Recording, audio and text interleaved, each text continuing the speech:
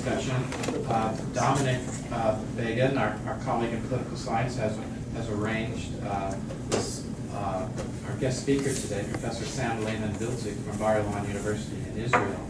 And his topic is Israeli politics and peace in the Middle East. I'll just turn it over to you, Dom, to make a more complete introduction of our guest and anything else. Then we'll just okay, it's going to be quite informal. I'm just going to tell you a little bit how I met Sam, and then a few of my impressions of Israel, and then he's going to tell you quite a lot about the different challenges that they face and what's happening today.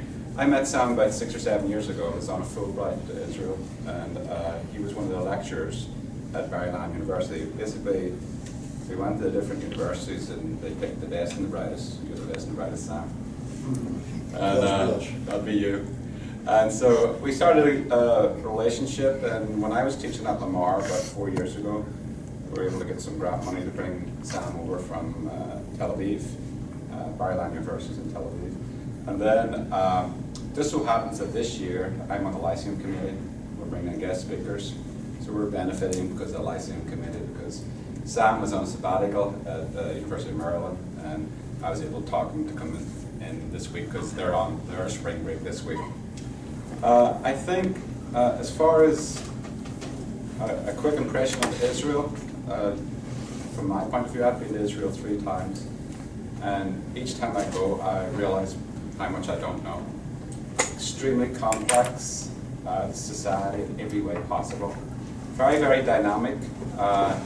It's got a certain kind of vibe about it. It's like a miniature version of the United States. Because you've got all these people who are attracted to this place, their homeland, and they're coming from the United States, Britain, wherever. So they're very, very, very motivated individuals. So it kind of reminds me of the immigrants coming to the United States.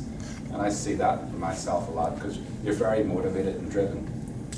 But then at the same time, in their society, there's so many different cross-cutting conclusions. You've got religious groups that the men feel like their job is just supposed to read the Torah, nothing else. How they get wives, I don't understand, that are going to work hard and do all the work is beyond me. I'd like to teach me something. But so you've got all these different elements happening at the same time. You've got very innovative people. You've got religious groups tied in with the state. And for some time, I used to think, I wonder how it was able to exist when I first got there. How did they do this? I mean, it's very, very productive, and you've got you really get a very good sense of diversity in culture. We think we're very diverse. Houston is very diverse, one of the most diverse cities in the United States now. But Israel is way beyond that. And you're looking at a place the size of New Jersey. You know, the diversity is tremendous. And so you've got tremendous innovation, and then you've got all these other problems and challenges they have to try and address because of religion, because of nationality. You've got so many different kinds of Israeli Jews to begin with, and then you've got Arab Jews, Israeli Arabs. I mean, there's so many different overlapping cleavages that it's really hard to understand. So hopefully Sam will explain that for us. As a matter of fact, it's sort of interesting because I did not talk to Dominic about what specifically I wanted to talk about, and you've used already some of the concepts that I will talk about. And in fact, I decided, because I'm giving the talk tomorrow, and that'll be more about the Israeli elections, peace process, et cetera, I thought I would talk more about domestic Israeli society and politics, and how, of course, that impacts not only the country, but its policy. Policy making, its politics, and of course the conflict itself. Now, as you actually suggested, everybody who grows up in a specific country, for them, any other land is relatively strange and alien. Of course, if a Texan grows up in Texas and goes to New York, it's also going to be sort of strange and alien. We won't get into that, and vice versa as well. But certainly, when you go to another country, you begin to look at it as well. That's weird and that's strange, and why they do that. So what I'm going to try to do here is try to give you maybe a little picture as to why the alienness of Israel is on the one hand strange, and perhaps make you a little better understand where it is and how it became what it became. In the case of Israel, though, we're dealing here with a double alienness. On the one hand, because it is really relatively one of the more offbeat countries in the world for various reasons, but another, from a political science standpoint, is very alien. I would have to say, and I'm going to explain myself, that Israel undercuts a lot of what we teach in political science as almost iron laws. In other words, it breaks almost every law in the book from the standpoint of what should be going on in a country from a government or a political science standpoint. And to give you sort of an initial understanding of that, I'm going to use the two concepts that you just mentioned, and that is the ideas of overlapping cleavages and cross-cutting cleavages. A lot of societies in the world have different ethnic groups and racial groups and religious groups, et cetera, but they tend, within the specific country, they tend to be cross-cutting cleavages, which would mean that I'm part of one group, but against, let's say, you're part of the other group on that specific issue, but then again, when it comes to a different issue, we're together against the third, which basically means that most people have some kind of a connection, social, political, and otherwise, with almost everybody in society. Whereas when you have a situation of overlapping cleavages, it means that if there are 5 different areas of life, religion, culture, politics, economics, whatever it may be, and in all 5, I believe in A, or I belong to A, and in all 5, he or that group is B, now we have a serious problem. Because now we look at the other as a truly alien, and there's no sort of a network, no real connection politically or otherwise. And in Israel, there are more, I would say, overlapping cleavages than there are cross-cutting cleavages. Which is why Israel today, I'm going to use the term obviously only half facetiously, should not exist. When I say should not exist, not because the Arabs want to, some Arab countries may want to blow it off the face of the earth, but rather because political scientists basically state that when a country has too many overlapping cleavages and the pressure is too high and the problems are too great, basically it collapses. The polity collapses, it can't function, and in Israel, it's been functioning not only pretty well for 65 years, but actually flourishing as a state, as a society, as an economy, and I'd like to sort of explain how that can be.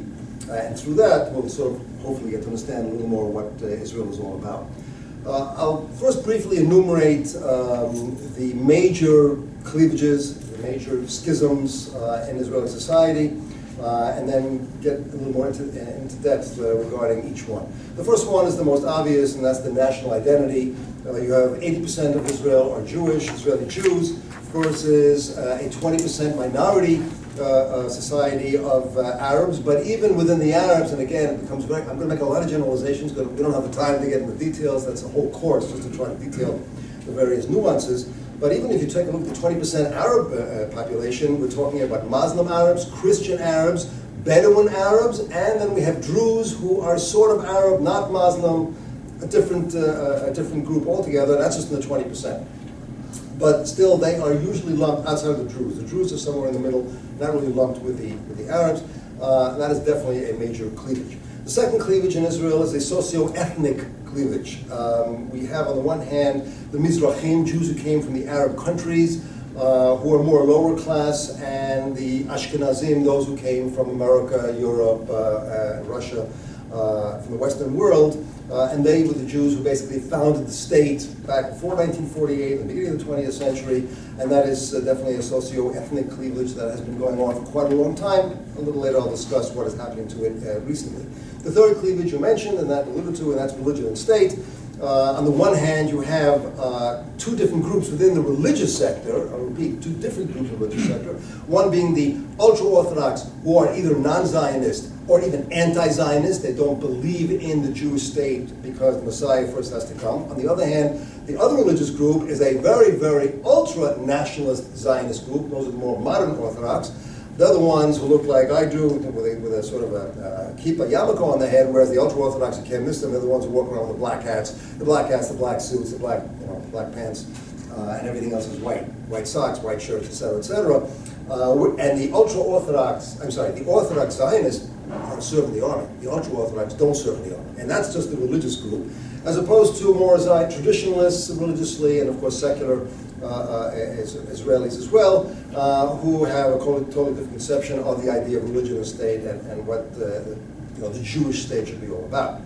A fourth schism or a fourth cleavage I call traditionalism or traditionalization, traditionalism versus modernization. And there is some overlapping with the religion, but not completely. It's basically whether to have a Jewish-based Israeli culture, Hebrew, based on biblical symbolism, historical literature sources, versus what we would call today Americanization or modernization, foreign-oriented Western culture, post-materialism. And you can basically sum it up by just saying Jerusalem and Tel Aviv. Anybody who's been to Israel knows we're talking here about two cities that are virtually two different countries. Two different mindsets completely, Jerusalem being a much more traditionalist kind of city, and Tel Aviv being, well, a very, very progressive, liberal, ultra-liberal city within the same small country. The fifth cleavage is a cleavage on economic policy. Israel started out as much more collectivist, socialist country.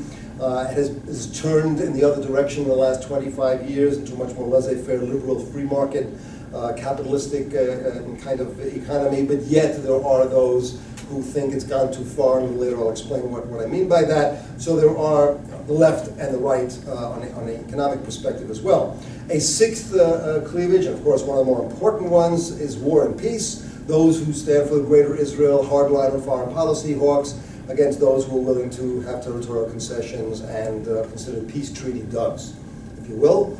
And finally, you can also talk about another cleavage, which is more of a territorial cleavage, and that is what we call in Israel the center against the periphery. The center being the metropolitan Tel Aviv area, what's called in Hebrew Gush Dan, which is the Dan block, it's the region. It's not only Tel Aviv, like for example, my university is not in Tel Aviv, it's right outside of Tel Aviv, and Tel Aviv is basically circled by a huge amount of suburbs, and each of these suburbs have a significant population, so that's the center of the country, not Jerusalem, by the way, because Tel Aviv is the center, other than government, is the center for everything else, center for culture, center for economics, for finance, you name it, Tel Aviv is the center, as opposed to the periphery, which is more the Negev, which is the south, the desert area, and the Galilee, which is more the north. And that is more of a peripheral area, which is economically lower class, even though both areas are gorgeous. But different populations live in those areas. So we have, as you can see, at least 7 major cleavages in Israeli society. Now, before I look at each one a little more in depth, I want to note that several of them do overlap. Right? For example, most of the Mizrahim, the Jews in the Arab countries, tend to be religiously either ultra-Orthodox or more traditionalist. They support social welfare policies, they're hawkish, and they live in the periphery, whereas most of the Ashkenazim, those who come from Western Europe and Russia and the United States, are either Orthodox or secular, both, and they support a capitalistic economic policy. They're more dovish, and they live in the center of the country. You find, for example, that the largest support for the right-wing Likud, which has been the dominant party for the last 30 years, comes from the Mizrahim, the Jews in the Arab countries, and from the Labour Party, the support comes from the Ashkenazim, even though the Likud's economic policy has been basically detrimental to the lower class because it's much more of a laissez-faire. But the reason that they were able to keep that support among the more lower-class Mizrahim is that their symbolism is traditionalist, it's Jewish. They talk the right talk, even if they don't walk the right walk, and in politics sometimes symbolism is more important than actual policy making. That, I think, is beginning to end recently. So that if you think in terms of American politics, especially American red states and American blue states, I think you would not be that far off regarding the socioeconomic divide between the two major camps in Israel on cultural, economic, social, and religious issues. There are serious, I would say, overlapping cleavages here. Now, the difference, though, between Israeli politics, or I should say the major difference between Israeli politics and American politics, is the fact that the United States, I don't need to tell you, has 2 major political blocs, the Democrats and the Republicans, whereas Israeli politics is totally fractured. On average, there are 12 parties in each Knesset. on average, approximately 30 to 35 parties run for the Knesset, all right? Right. But as I said, 20 don't get in, approximately 12 get into the Knesset. And if you take into account another issue, which is not just American, but also in most other countries, the political parties stay the same for decades. Whereas in Israel, they're constantly morphing. Now, sometimes they morph only in name, but a lot of times they coalesce, they break up, they split, they reunite with other parties, so that, as somebody once said, trying to describe Israeli politics is like pinning jellyfish to the wall. All right? It's just hard to get a hold of what exactly you're talking about, and I have a real problem, especially when I'm teaching my American students about Israeli politics, and they have to do some kind of historical research. They're getting totally lost because, wait a second, what was the Likud back in 1960? There was no Likud back in 1960. Well, that was Chirut, and then it became Likud, after it became Gachal, etc., etc. So you have a much more dynamism, even in the party structure itself, the parties themselves, and that makes it very difficult also for Israeli voters, but it makes it for a much more fluid political situation, which on one hand may be a good thing, given everything else that's going on in Israel, but not positive in many other senses. By the way, there are 120 members of Knesset. I mentioned that because I'm just very quickly going to run through the parties, the ones that are in Knesset today, just to give you an example of how fractured it is and who's against whom. We're going to start from the far left to the far right. I'm not sure what I mean by far left, far right, but okay. There are 3 Arab parties overall. There's the United Arab List, which is more of a mainstream Arab party for equal rights and dialogue with a Jewish majority.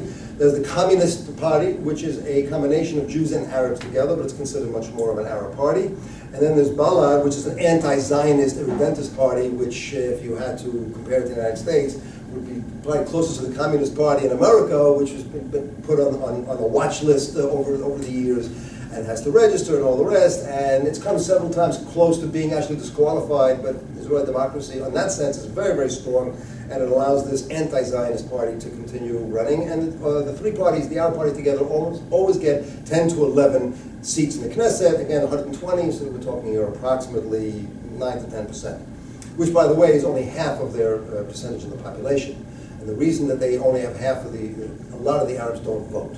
As a protest vote or for other reasons, so they don't have the kind of political strength that they really should have. There's no problem of their voting, nobody disqualifies any voters from voting, but that's the way it is.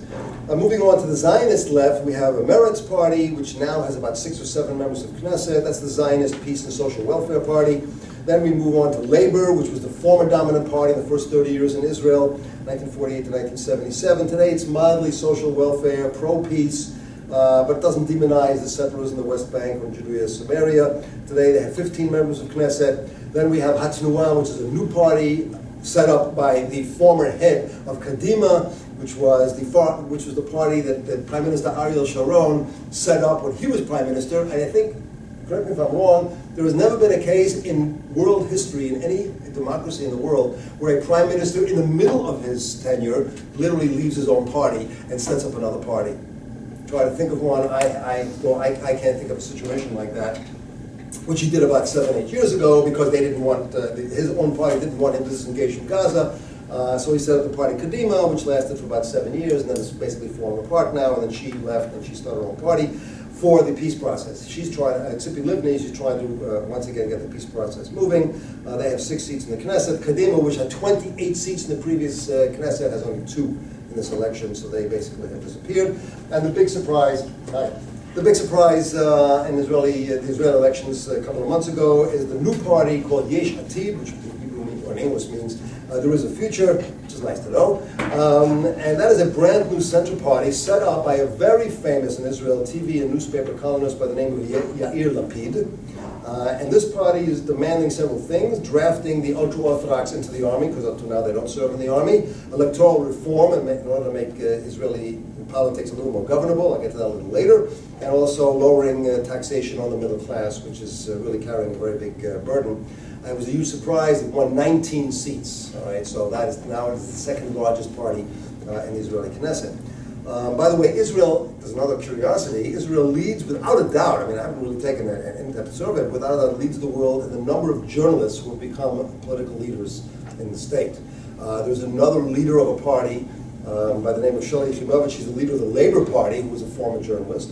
In the last Knesset, there was something like 15 members of Knesset who have a journalism background, and this Knesset, I think, is up to 20, or very close to 20. Yair Lapid, of course, leading Yesh Atid, and Shali leading Labor. This shouldn't come as a complete surprise, because the person who founded Zionism over 100 years ago was Theodor Herzl, whose profession was journalism. All right, so it seems to be there's something in the blood of the Zionist movement that leads to. And since Israel is also a very small country, population-wise 8 million, there was a lot of interaction between journalists and politicians as well. So it's much easier in Israel to jump from one to the other, and it's not considered all that unusual. The next party, we're moving now more to the right, is Shas, which is the Mizrahi, the Jews in the Arab countries' ultra-religious party. And it believes in strong social welfare because its supporters are obviously lower class, and is also mildly hawkish. They have 11 members. Then we get to Likud, which is the dominant party for the last 30 years. In this past election, for some strange reason, he made a disastrous for himself, Netanyahu, decision to unite with Israel Beitenu, which is the Russian party. And they together went from 42 seats to 31 seats. They lost 25% of their strength. Both the Likud and Yisrael Beitenu are relatively hawkish. Likud and Yisrael Beitenu, by the way, are also quite capitalistic in their socioeconomic philosophy. So as I said today, they have only 31 seats. When I say only, I mean in the sense that this is the largest party, and they have only 1/4 of the seats in the legislature. So you can understand how difficult it is to actually do anything when you are the dominant double quotation marks. Only have 31 seats out of 120. Moving more to the right, we have the United Torah Judaism. That is the combined party of the ultra-Orthodox. It's a merger of two ultra-Orthodox parties. They tend to be quite hawkish on the peace process, but their main issue is just give me money for my schools, my yeshivot, and let us continue learning, not serve in the Israeli army, and leave us alone. And this is the first time in a very long time they are not in the government. The coalition that was just formed 3 days ago. And we're talking about major proverbial hitting the fan in the coming years, because there's going to be a law being passed very soon to draft them as well. It's going to be very interesting. Right now they have 7 members of Knesset, and then we have the other surprise in this election, Habayit Yehudi, which is the national religious party from the traditional Zionist Orthodox, and they got 12 seats in the Knesset, far more than they had in the recent past. So you can see basically there's a split all along. Most of the parties are small to medium sized, very few parties, in fact only one now can be considered medium to large, and that's the Likud. Very difficult. 12 parties in today's Knesset. I would be facetious to say just like the 12 tribes of Israel, but I'm not sure that would be a correct kind of parallelism. Now I'd like to move on to 2 other political science concepts because they're very critical in understanding how Israel works, and they are representation and governance. And if you think about it, representation and governance really are 2 sides, or 2 ends of the same spectrum or the same pole. Because the more representation you tend to have, or the more representative the legislature is, the weaker governance tends to be. And the less representation you have, the stronger the governance is. And I think the United States and Israel are the classic examples on the 2 sides of the pole. The United States is very weak on representativeness because you only have 2 parties. Right, Democrats and Republicans. Now, it's true they're big tents. It's true that you can, in each of these 2 major parties, you can find different kinds of ideas and people, et cetera, but it's not easy to be really truly represented in the Democratic Republican Party if you're somewhat of an outlier for whatever reason, ideologically, et cetera. But governance, well, I know America thinks that American governance is not the best, and checks and balances does have its problems, but it's a very stable country. Been around for 230 years with no political collapse whatsoever. Civil War doesn't count, it's a different issue altogether. So that from that standpoint, because you have 2 parties, there is quite stable governance, certainly relative to most other countries in the face, democratic countries in the face of the earth. Then you get to Israel, and you get a situation where Israel probably has the highest level of representativeness of any democracy in the world, and one of the lowest levels of governance, precisely because there are 12 parties. Whatever you believe in, whoever you believe in, whatever policy you think is right, you've got a party that you can vote for. I mean, there's some parties that you can vote for that don't usually make it to the Knesset. In the past, in this election in 2013, we had a pro-marijuana party, we had a pirate party, and I can go on and, you know, and crack you up from here to kingdom come, and they got votes. Something like 220,000 votes were wasted on parties that didn't make it into the Knesset, because there was a 2% threshold. In order to get into the Knesset, you have to get 2%, which, by the way, is about to be changed by this new government to 4% in order to lower even more the amount of small parties in the Knesset to help somewhat the governance, at perhaps the expense of representativeness. So it's important to try to understand that Israel has gone, I would say, off the deep end, or to the very extreme of representatives, but precisely for the reason that you mentioned. Israel is one of the most heterogeneous societies in the world, and in order to give some kind of representation to all these people who come from different backgrounds, different cultures, different philosophies, a lot of parties are allowed to run and have actually gotten into the Knesset over the years. Okay, so how does anything get done? Right? Because you have a situation, by the way, where governments don't usually last for 4 years. Now, as opposed to America, where you vote for a president, and no matter what, unless he's impeached, which doesn't really happen, he's there for 4 years no matter what.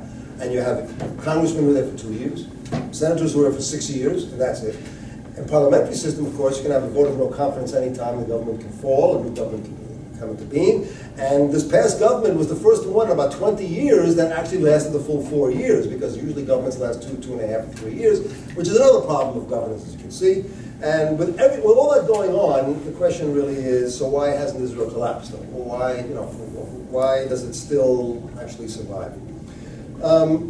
First of all, the people who really run the nation, at least from the economic standpoint, are the technocrats in the finance ministry and not the politicians. Now, from a purely democratic standpoint, that doesn't sound very good. And from a purely philosophical, political standpoint, it isn't very good. Why did it happen? It wasn't always like that. As long as labor was running the country, we had an over-bureaucratized, highly centralized economy that worked, but crawling forward. And eventually, the people got sick of it. They threw labor out in 1977. The Menachem Beggen Likud government came into power with a laissez-faire capitalist philosophy, and they tried to institute capitalism almost in one shot. And within 4 years, the entire economy collapsed. We had a banking collapse because of speculation and all kinds of other stuff, and we had hyperinflation. Hyperinflation, like the United States has never known. The highest inflation you've ever known was the 20% back in the late 1970s. I was there, I moved to Israel in 77, I was there in 83, 84, when the inflation rate per annum was 400%. That meant that Israelis ran to the grocery store every morning to get their rolls and their bread and whatever, because by every afternoon, the price would go up again. Okay, Weimar Republic collapsed because of hyperinflation. You can't function that way. And when the new government, which was, by the way, a unity government, because it was almost an exact tie between labor and the Likud, came into power, they decided to set up a commission to try to change the economy. The commission turned to an academic, a professional economist at Hebrew University, who then set up a system whereby the finance ministry, technocrats, not the politicians, run the economy. Take it out of the politicians' hands. They're the ones who got it into a mess. And lo and behold, a complete miracle. They still learn about this, they teach this in economic faculties. Within 1 year, inflation went from 400% to 20%. A year later, it was down to like 9%, and then it basically went down to a very normal. Since then, until today, the Israeli economy is doing relatively very, very well. Indeed, while the rest of the world, including the United States, went down the tubes in 2008, 2009, the Israeli economy just kept on going. I mean, obviously, we feel the waves, because since we're export-driven, if the countries overseas are suffering economically, so Israeli exports are going to have to suffer as well, because not that much money to buy the exports. But by and large, we didn't have anything of that sort. And one of the reasons, by the way, just to give you one example of the finance technocracy, Israel has regulations put in by these technocrats that the banks cannot give more than 50% mortgage. None of this 90, 95% stuff that they had in the United States, which is why everything went down the tubes here, the real estate market, which means the banks were never over-leveraged, and even if somebody foreclosed, they had something that was going to be worth more than 50% of the loan that they gave.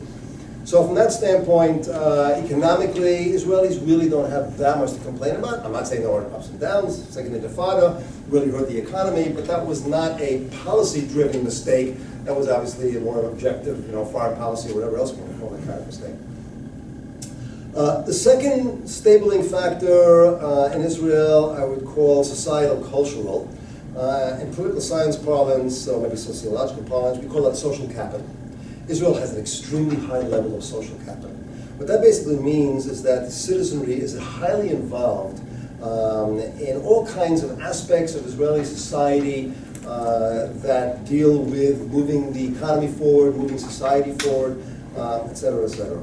I'll give you an example. I wrote a book about this back in the 1990s. Well, first of all, I should mention today there are 40,000 civic associations in Israel.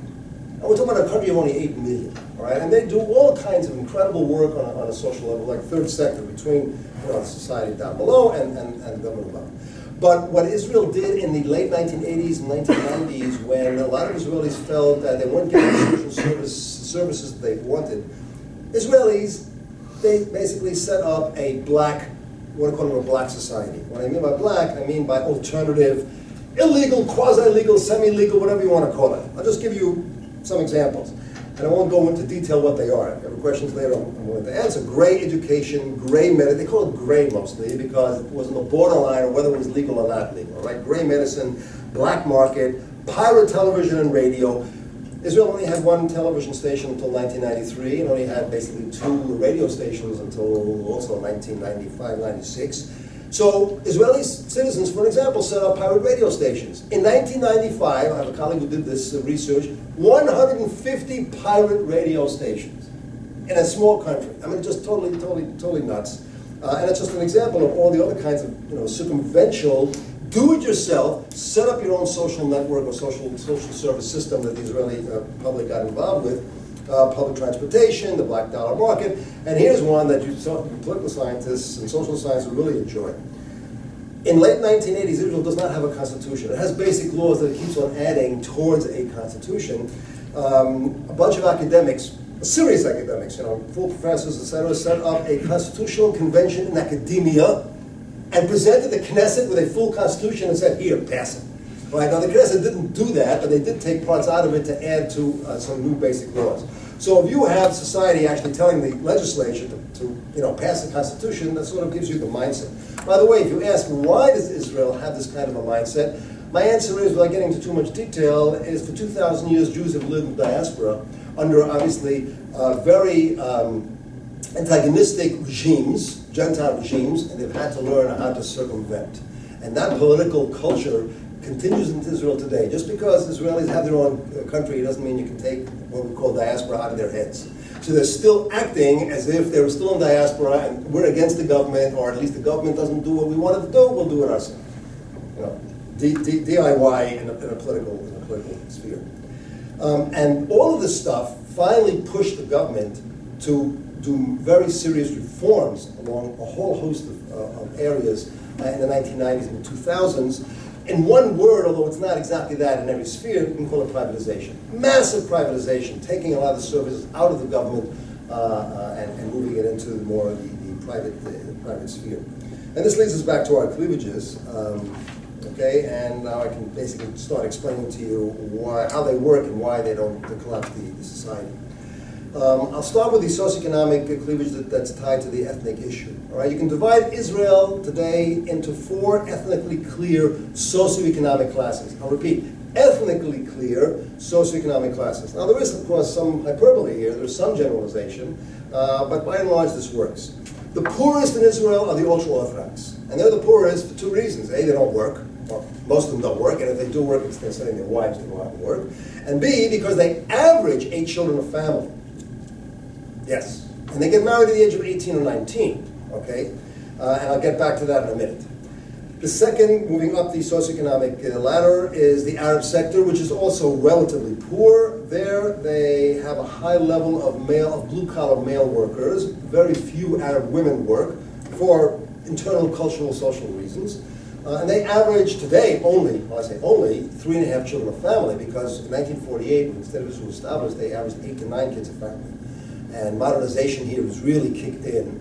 And the important thing, of course, was female education. In other words, since there's universal mandatory education, they have to go at least through the 10th grade, and I need to tell you that that really makes a big difference, we know, around the world, in the third world, with birth rates when women start getting educated.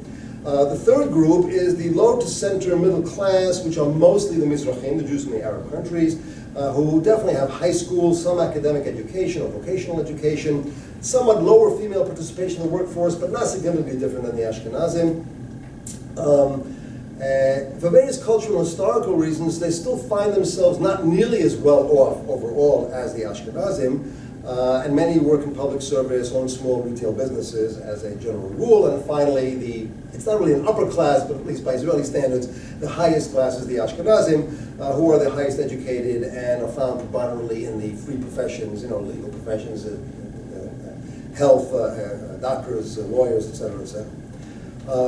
Now, the issue that makes the headlines here is the gap between the third and the fourth groups. The first two groups, meaning the ultra-Orthodox and the Arab sector, are considered either, now I'm using their language, not my language, okay, because it's not going to sound very PC. The Haredim are called by Israeli society parasites because they're not working, all they do is take money, but they're not working and not paying taxes. And the Arabs are considered nationally problematic. Nationally problematic in the sense that many Israelis consider them a potential fifth column. Since they're cousins of the Palestinians and we're in conflict with the Palestinians, we can't really trust the Israeli allies within us, and therefore there isn't the same kind of government involvement, government services, et cetera, et cetera. So the real, when we talk about socioeconomic ethnic conflict in Israel, we're talking within the Jewish sector between the Ashkenazim and the Mizrahim, which was a very serious conflict until, I would say, the 1990s. And in fact, in 1981 was probably the most violent and vitriolic election campaign between the Ashkenazim and the Mizrahim. And I sort of maybe have to give you a 60-second explanation as why does the Mizrahim feel so bad about the way they've been treated. And the reason is that in 1948, 1948 Israel was established. There were 750,000 approximately Jews in the country. They have to go to war. 5 Arab countries invade. They were at war for about a year. In 1949, the armistice is called. When the armistice is finished, approximately another 750,000 Jews immigrate into Israel. The country doubles its population in 4 years when it itself is dirt poor. It has no dollars, no foreign reserves, right? Just went through a horrific war. The number of casualties, by the way, in Israel during the War of Independence is equivalent to the proportion to the population to the number of casualties America suffered in the Civil War. Okay, so it was really an horrific war in every respect. And most of these immigrants who came in those first 4 years came from the Arab countries. And the reason they came from the Arab countries is because the Arab countries kicked them out. Because once Israel was established, they all of a sudden became quite anti-Semitic and didn't want the Jewish population among them. And they've been living there for only 2,500 years, but they threw them out. And they come, and there's no place to put them. So the government has to build these tent cities, stick them out in the middle of nowhere just so they can survive. And now the rains come in the winter, and it's mud, and it's cold, and you get the picture when there are really no resources. Meanwhile, this same Jew from the Arab country sticks his head out of the tent, and one day maybe walks over to the nearest town and sees the Ashkenazim living in buildings, and living a decent, still low-class life. Nobody was wealthy, but I mean, against comparisons, and it doesn't really understand where it's all coming from, because the Ashkenazim were there, of course. When you're there for decades, you have a chance to build yourself up. So they feel there's great discrimination. I'm not denying, by the way, that the government didn't do some pretty nasty things to these Eitot Mizrach. For one, the Ashkenazi establishment back then was extremely culturally snob. I mean, they looked at themselves as westernized, educated, cultured, and to a large extent they were. And now you got these, excuse the expression, that's the one, they were using primitives coming from the Arab world, who aren't educated and don't really have a profession, hicks, farmers. So they thought, well, we have to tell them how to work and how to behave and all the rest. So there was that for sure. But the basic underlying socioeconomic problem was one that the government just didn't have the resources to really do what today it definitely does do anytime there's an immigrant who comes, but they carry that with them, and the Mizrahim carried this feelings of discrimination with them, and it exploded in the second generation. In other words, the kids, not the ones who immigrated, because they're the ones who really don't know the system. The kids who grew up in Israel And in fact, there was a movement, it's going to make you laugh, but they took it from America, a movement in Israel in 1971 that started rioting in Jerusalem called the Black Panthers. That's right. And Golda Meir, who was the prime minister back then, when asked about them, she said, they're not nice boys. Anyway, that didn't go over very well, and it was the first time that thing started erupting, and 6 years later it erupted electorally when the Mizrahim voted Labor out of power and voted the Likud into power. Today, the situation is different. Because today, if you look at Israeli society, you will find that the Mizrahim certainly are not discriminated against, although in certain fields the numbers are not as high, perhaps for cultural reasons, perhaps for historical reasons. But just to give you an example, we have already had 2 presidents of the state who are Mizrahim, 2 defense ministers, the Speaker of the Knesset, several multi-billionaires in Israel are Mizrahim. Most of the TV stars are Mizrahi. Some of the wealthiest tycoons are as well. The income disparities that exist aren't gross disparities. Yes, there are disparities, mostly because of education. Ashkenazi Jews, the old Jewish Polish mother, my son's got to have a PhD, so that kind of is really pushed, for decades, has pushed the Ashkenazim much higher into a higher education, whereas in the Arab world there weren't any universities, and the Jews certainly, even if they were, weren't allowed to go to the universities, so higher education was not something that was really built into their political culture. And now we're finding the first generation students are going to college. Nobody's stopping them from going to college, it's just not the kind of thing that they were culturally used to. And I would think within another generation it's going to be completely gone, this ethnic divide. And another reason it's going to be gone is because of intermarriage. Intermarriage in the sense that every 3rd marriage today in Israel is between Ashkenazi and the Mizrahi. So their children are what? They're, by Israeli standards, an Obama, right? Half this and half that. And they no longer can be considered Ashkenazi or Mizrahi because they're hybrid. And once that happens, and there's a large enough group that's like that, then the whole business of ethnicity really gets lost. Okay. By the way, I should also mention something apropos, of course, to a college, is that higher education has exploded in the last 20 years in Israel. In 1991, there were 7 universities and something like 3 colleges, and today there are 8 universities and 50 colleges, right? And most of them are public colleges. By the way, tuition in Israel is laughably low by Western standards, even by American standards. A BA is 3 years in Israel, not 4. And you have to pay a student for a BA in the public college, has to pay, I'm sure, do this in the dollars, $7,500 for the full 3 years. Okay, so even though Israeli salaries are a bit less than American salaries, still it's a bargain, especially since higher education in Israel is quite good. And that's not because I teach there, but that's because we, from a research standpoint, we rated very highly around the world, and they definitely get a good education. Okay, that's the ethnic cleavage. Another cleavage I mentioned is the religious versus secular cleavage. And here I just have to tell you, if you know anything about Judaism in America, so you know that the Jews are split into Reform, Conservative, and Orthodox Jews. I think I can add the ultra-Orthodox if you wish as a 4th group, all right? Forget about conservative and reform. Israelis don't understand, they don't want to know, and as the average Israeli said, the synagogue I don't pray in is the Orthodox synagogue. In other words, they don't pray at all, the secular Israelis, but if they did have to go for bar mitzvah with their son or whatever, they go to the Orthodox synagogue. The conservative and reform movements in Israel are very weak. They exist, but they're very, very weak. The real schism here is between secular Jews, by and large, and the ultra-Orthodox. The Orthodox, because they serve in the army and they are fully integrated into Israeli society in every respect, Israeli secular don't look at them as being any really alien or different. Yeah, they got this on their head, but other than that, there's no big difference. Since most restaurants are kosher, the army is kosher, there's no problem eating together with a secular and a religious and all the rest.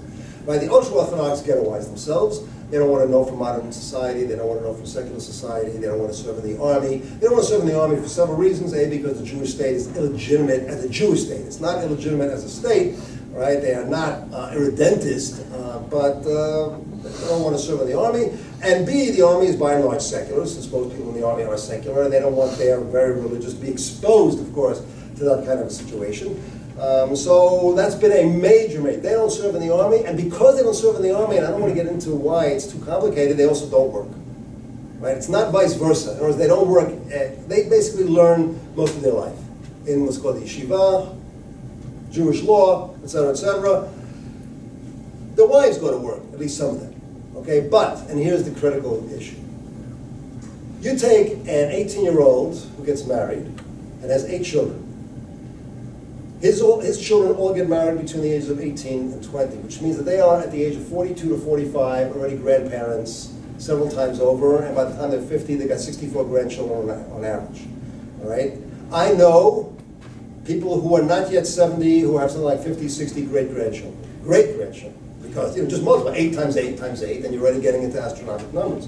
And they're not working.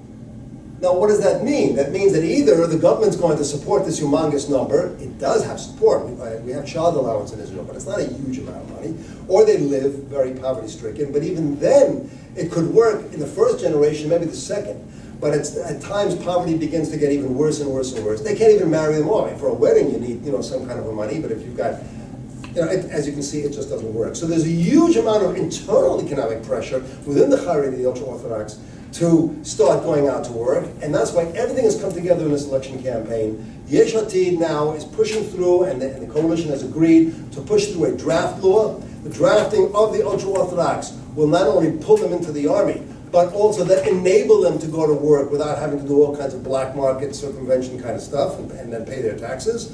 And if you ask me, of course I wouldn't say this out loud in Israel, we all know what the effect is going to be, and the effect is going to be down the road that their numbers of children are going to go down. The birth rate is going to go down because the minute they become even somewhat modernized, it's definitely going to happen. By the way, the ultra-Orthodox are the only social group in the world since 1980 to have a birth rate going up. No other country, no other social group in the world has birth rates going up since what happened in 1980 or 81. The Beggen government, because it needed the ultra-Orthodox in their government, raised the child allowances, but they did it in an incredibly economically stupid but politically astute way. The first child you have, you get 165 shekel, let's say it's $40 a month. Child allowance until the kid is 18, right?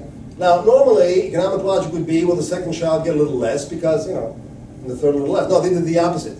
The second child would be $50 a month. The third child would individually, the parents would get $60 or $70 a month. And by the 7th or 8th child, they'd be giving like $100 a month just for that child. So it started economically paying off not to have kids and just sit back, have your 10 kids, and get this, huge monthly largesse coming in. And that was stopped in the year 2002 when we had our last recession by Netanyahu. And now they want to do it. They want to push it down even more. And understanding that by pushing down the child allowance, that's in itself going to obviously lower the birth rate because economically they're not going to be able to handle it. Okay, so we have this religious-secular split, which revolves not so much about religious issues, although there are a few of those, but more about what's your place and what's your role in Israeli society. And I think now we're getting to the point, because of the legislation that's going to be passed in the new Knesset by the new government, that on the one hand, that's good news in the long term. The problem is they refuse to serve in the army. How do you get this now? When I say they, there are already ultra-Orthodox in the army. They've been serving now for already 10 years. They can volunteer. But that usually means they're somewhat ostracized by their society. The army has made flexible, has really started being very flexible. For example, 10 years ago, they set up an ultra-Orthodox army unit. Now, this is, if you saw a picture of it, it looks really funny because they have their long, locks, and they're all wearing their big black kippah with, of course, their army uniforms and their Uzis in the back and all the rest. So what is that kind of it's a fighting unit. But what does it mean? It means that they're given off to pray 3 times a day, and of course the food is super, not kosher as it's called, super kosher, not just regular kosher. And for weekends, most of them are given a chance to go home, and et cetera, et cetera. The biggest sticking point in today, or in the future, for the ultra-Orthodox in the army, isn't even this issue of in the army, and the kosher food is not really a problem. The biggest problem is women. They will not serve with women. Not because they think women are inferior, because according to their view of the Jewish law, they're not allowed to be in contact with women. Okay, so what the army has done up to now is that they put these soldiers in 2 different units. Either the fighting unit, where they try to have as few women as possible, because women serve in the army as well in Israel. It's mandatory for 2-year service. Or they put them in, shall we say, office, but high-level office jobs like intelligence, computers and stuff, And there, it's not a big deal if you have one room of 20 women doing that kind of thing, and another room of 20 men doing that kind of thing. You know, nobody's going to yell sexual discrimination, because there is no sex discrimination in the Army. The problem is, how does the Army get these people to, you know, want to be in the Army if it's really rough for them to be in the same room or have any kind of contact with. So Israel is trying to deal with it, and I'm hoping that there won't be a total explosion here, and that somehow we'll be able to find a way to get it done. The other problem with the ultra-Orthodox, and again, the government is about to change this in the law that was in the coalition agreement. The ultra-Orthodox have quasi-independence in their school system. They are subsidized by the state, like all public education in Israel. However, they don't teach the core courses. Their students come out after 12 years of education knowing not a word of English and not more than 4 + 4 = 8 in mathematics. So even if they wanted to go out to work, what's out there in the modern, economy for them to do? By the way, the Army, for those ultra-Orthodox in the last 10 years who have been interested in joining the Army, is willing to train them. When I say train, I'm talking about remedial, bring up to speed for a year and a half. And they have been wildly successful. These people are now working in computers and all the rest because they know how to study. I mean, they've been studying all their life, and that's their whole world. Just not studying the right stuff to serve in an army or serve in an economy. So the Army, even there, is trying to be flexible and incorporating those who are willing to do so. And now the law is going to be passed that these yeshivot, these ultra-Orthodox schools, have to teach math and have to teach English, at least the core, so that they can get into the real world and have some kind of skills to be able to do anything. Okay, we're left then with two serious cleavages. I'll try to get them through them quickly. The hawk-dove axis and the Jewish-Arab one. And between the two, the hawk-dove one is actually gradually winding down, and the Jewish-Arab, I mean internal Israeli-Arab, cleavage is getting worse. If you look at, let's take the first one first. If you look at Israeli public opinion over the past 3 decades, you can see actually a tectonic shift occurring on the issue of peace with the Arabs. And this is what I'm about to say is going to probably surprise you, because you're not getting the real score in the media, if you're getting the score at all. Every poll in Israel shows that Israelis are willing to concede virtually all the territories if there was a real peace treaty with real security guarantees, etc., etc. All the polls show in the last at least 10, 12 years, since the Second Intifada, that the vast majority of Israelis don't feel there's anybody to talk to right now, that there is no partner. So you're dealing here with really two different, almost dichotomous kinds of perspectives. On the level of, in principle, yes, there is a lot of good news.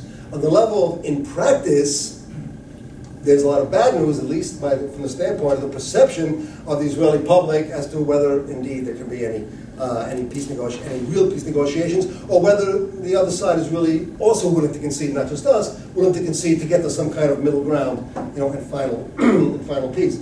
If you ask me where I stand on, at least on the second, well, I stand on both. I agree with the Israeli public on both issues. Unfortunately, and I say unfortunately, I agree with the Israeli public on the second issue, unfortunately, and not so much because of Abbas and the PLO, although there's certain problems there, but because of Hamas. You're dealing in Hamas with an organization that is theologically oriented. It's not politically oriented, all right? And when you're dealing with theology, with people who really believe, and I respect them enough they believe in what they believe, and they believe the Jews shouldn't be here at all in Israel. I don't see where there's any room to have any kind of conversation with them. And as long as they're controlling Gaza and the PLO is controlling the West Bank or Judea and Samaria, so Palestine can't even be given over to any one party because they can't get together and agree within themselves.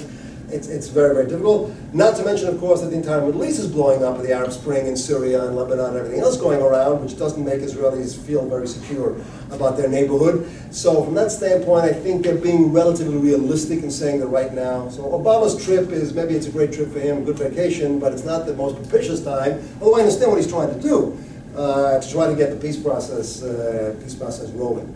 On the other hand, when it comes to the Israeli Arabs, by the way, they call themselves Israeli Palestinians or Palestinians. Any term you try to use in Israel for anything for anybody is already laden. It's a real problem. When I teach my students, even here in the University of Maryland, and I try to think about what am I going to call over the green line, past the 67 borders. If I say Judea and Samaria, that's right wing, and if I say the occupied territories, that's left wing, and if I say administered territories, nobody knows what I'm talking about. So it's a problem here as well.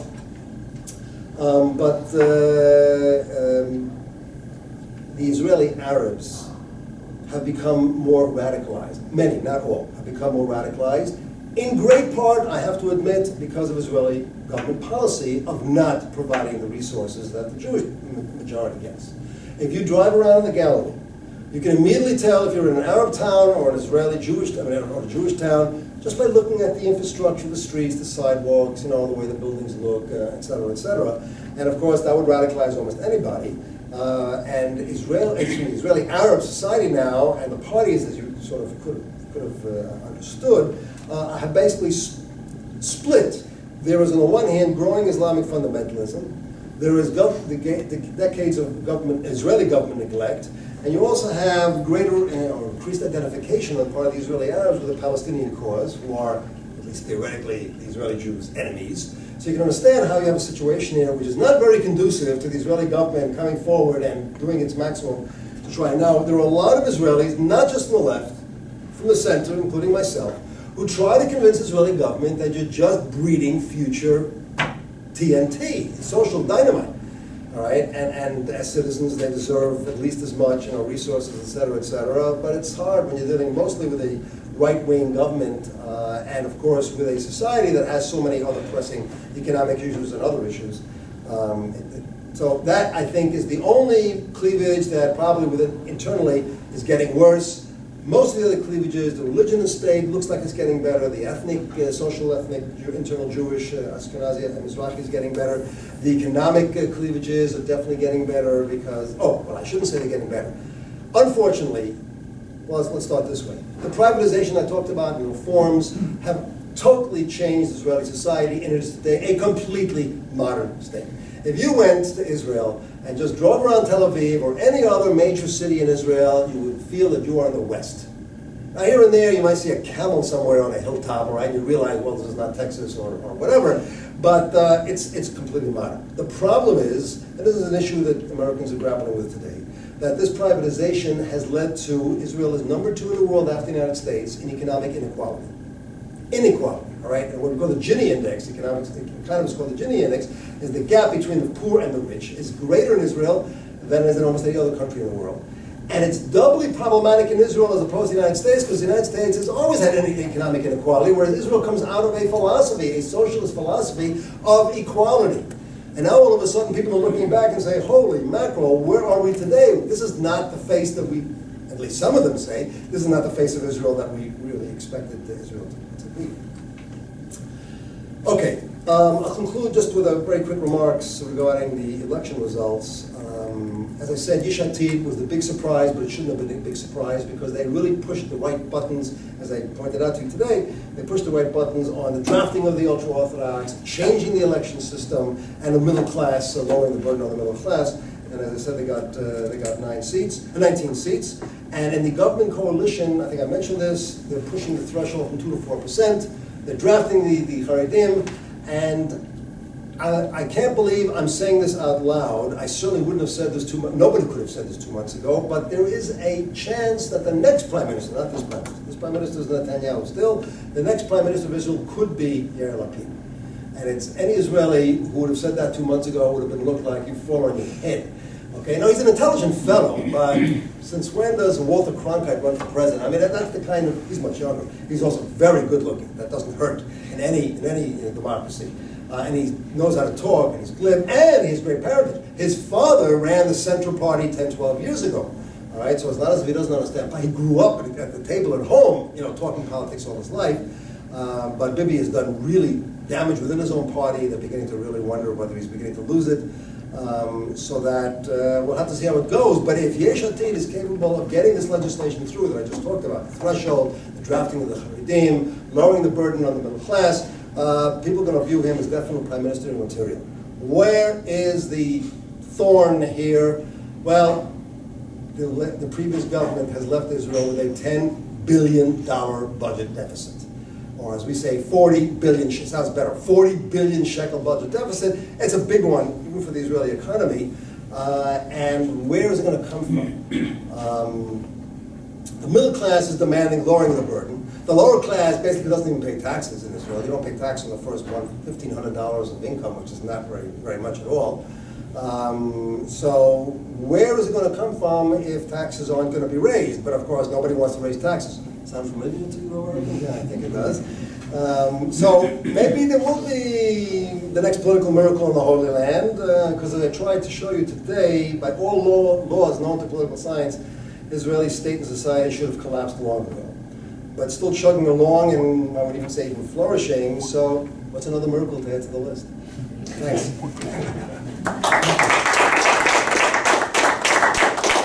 If you ask questions, I'm here.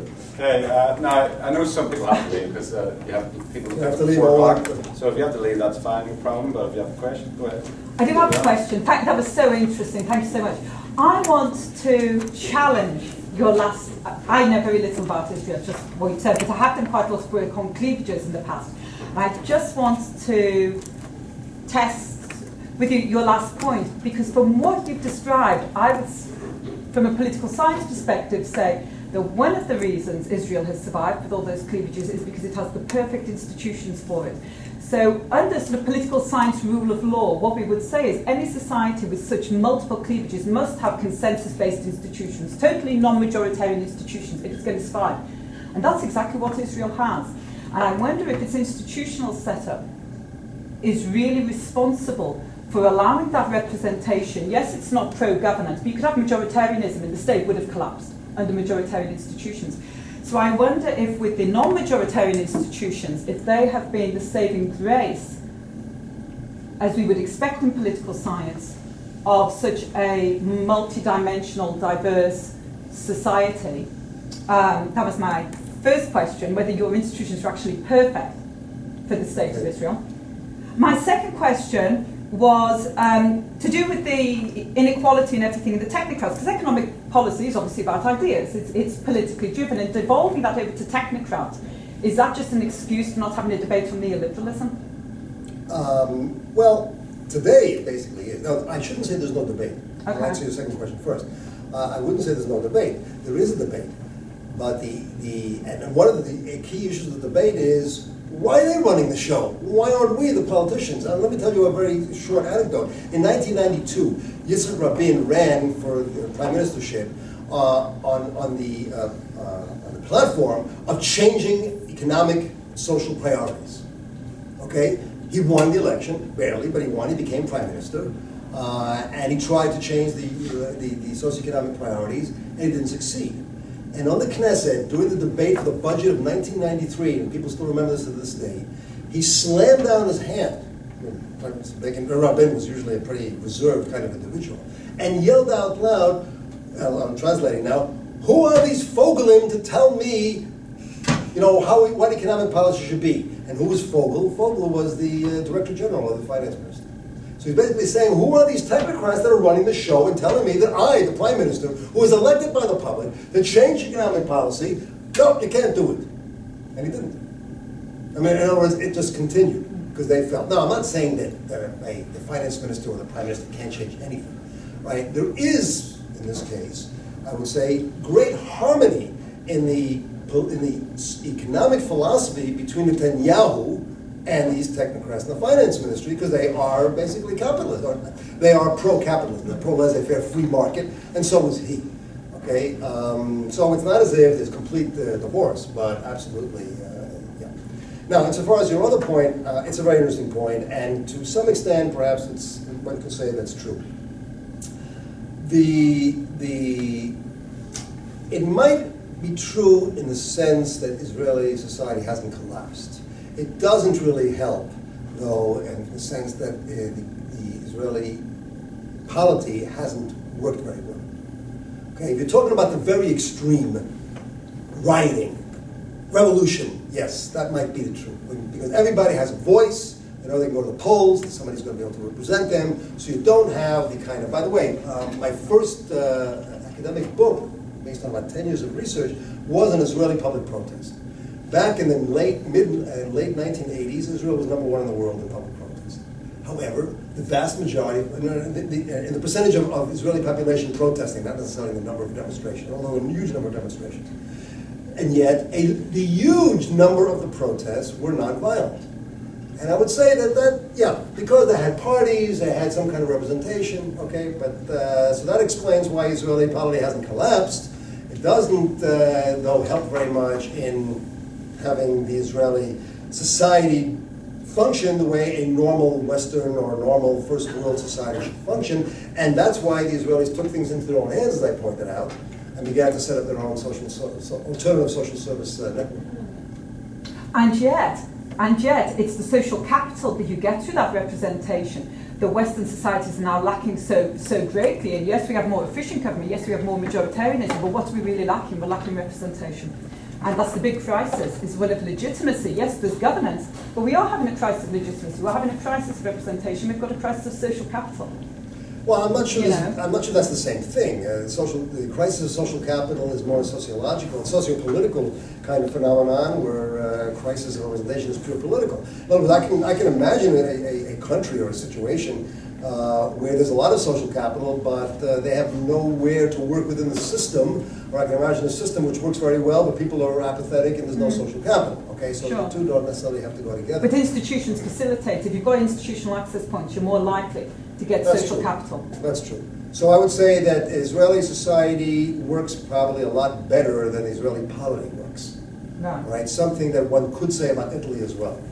And which is also a multi-party polity, which looks like it's on the verge of collapse, but somehow always gets resuscitated and resurrected, if I can use that, Vatican. I have two questions. What percentage of the population are ultra-Orthodox? 10%? Approximately. And then the second question is, it seemed like you were saying that they don't work because they don't serve in the military. How is that related? Okay, I'll try to make this as uncomplicated, even though it's very complicated. In 1951, after the dust died down, the ultra-Orthodox, who were decimated in the Holocaust, their rabbis were the only ones who told their flock in Europe, in Eastern Europe, don't leave, it'll be okay, and it wasn't. So they were really, their scholars were decimated, the yeshivot were decimated. Okay, they come to Israel, and they went to Ben-Gurion, and I said, look, we were totally decimated in the Holocaust, we'd like to resuscitate and revive Jewish scholarship, and therefore we'd like to get 400 exemptions for our true Torah scholars, not to serve in the army, but to sit and learn. Ben-Gurion, who understands Jewish history, said, sure, fine. The problem was when they institutionalized that sure, fine, they didn't say 400 forever. They said, and they began to grow. 600, 800, 1,000, okay? Those 400, because they got a draft exemption, or anybody gets a draft exemption because he's a Torah scholar, is basically stating, I am a Torah scholar, not for the next 3 years, for my entire life. So now every Haredi, every ultra-Orthodox, who claims that he is a Torah scholar, because even a Hebrew expression for that, Torah is my profession, all right, is basically stating, I want to be draft deferred, not for 3 years, but for my whole life, because I will not work for my whole life. So they basically put themselves, or the system, unconsciously, not on purpose, put itself in a situation where the only way you could not serve in the army, you get out of serving in the army, other than being psycho, which obviously, is to claim that Torah is your profession, you're going to study for the rest of your life, and now we've got 70,000, or 100,000, and nobody really knows the true numbers, who are claiming. So they're basically stuck. Once they say, yeah, we're out of the army, then they got to work forever. And they have to study forever. It's sort of a catch-22 that the entire country got caught up in. And now they want to break that by saying, no draft deferment. By the way, this law, they already announced, the government, this law will return the 400 exemptions. And yes, we're going to go back to 400. There are 400 true genius Torah scholars. We'll let them study for their whole life, but that's it, 400. Not going to have more than that. Yeah, no one trying to. No, that's with you. Anybody else got any other questions? I have a question about the current threat from Iran. Does that help to heal some of the fractiousness of the society, or not? One of the points that I wanted to add is that there are a couple of macro reasons that the Israeli polity and society haven't collapsed. One of them is the external threat. So Iran is just the latest. I mean, you know, until 1967, all the Arab countries said that we wanted to destroy Israel. Then finally had a peace treaty in 1970 and 1980. So Egypt went out of the loop, and then 1995 Jordan went out of the loop, and the Oslo Accords, theoretically, the Palestinians went out of the loop. But still there are, you know, Syria, still, you know, a mortal enemy, and certainly Hezbollah in Lebanon, and now Iran, which is even more of a mortal threat, even though it's not on the border because of theoretical possible nuclear. So that is, yeah, you got that kind of external threat, you circle the wagons. Right? That's very, very standard political science, sociology. That's true. Number two, we also have to take into account that the Jews, again, you correct me if I'm wrong, are the only people on the face of the earth in history that literally were able to reestablish their own country after 2,000 years. Well, they're not going to jeopardize this new country after waiting 2,000 years, all right? So there is sort of an upper limit to the kind of turmoil that you're going to engender, all right, to get your way or to get what you think is coming to you, because, oh, well, you know, it took us a long time, let's not, you know, really mess things up here. And the third reason, unfortunately, is the reason that I mentioned, the cleavage between the Israeli Arabs and the Jewish Arabs. There's a greater enemy within our midst than us, I mean, Jew, which also then tends to ameliorate some of the, you know, we're in it together, so to speak, against the potential common enemy in our society. So those reasons are, you know, also macro reasons why there's simply a limit to the amount of turmoil. Israel, by the way, when Americans go to Israel, at first they get scared because Israelis yell, and they're so pressurized, and they're constantly screaming at each other and yelling at each other, right? But the level of violence, internal violence in Israel is extremely low, extremely low. I always make the joke, and maybe for Americans it's not that funny, but in America, you know, Texas, California, wherever, two guys get into a car accident, they'll jump out of the car, right, and they'll just, you know, talk very nicely to each other, and one will pull a gun and shoot the other one, whereas in Israel, they get out of the car, nose to nose, will scream at each other for 5 minutes, and then just get in the car and drive away. And that's the difference in culture. So I think that there's something built in, whether it's into the Jewish culture or the Israeli culture, of know your limits. And Israeli society knows the limits of you know, we don't want to break the dishes. Meaning the society in general. Yeah, we can smash, we can bang, but listen, I think that is definitely a way of viewing Israeli society, because from the first glance or first hearing, it sounds like, you know, these guys are about to start swinging at each other, if not worse than that, but it doesn't really happen. All right. Well, thanks very much for coming. Thank you again.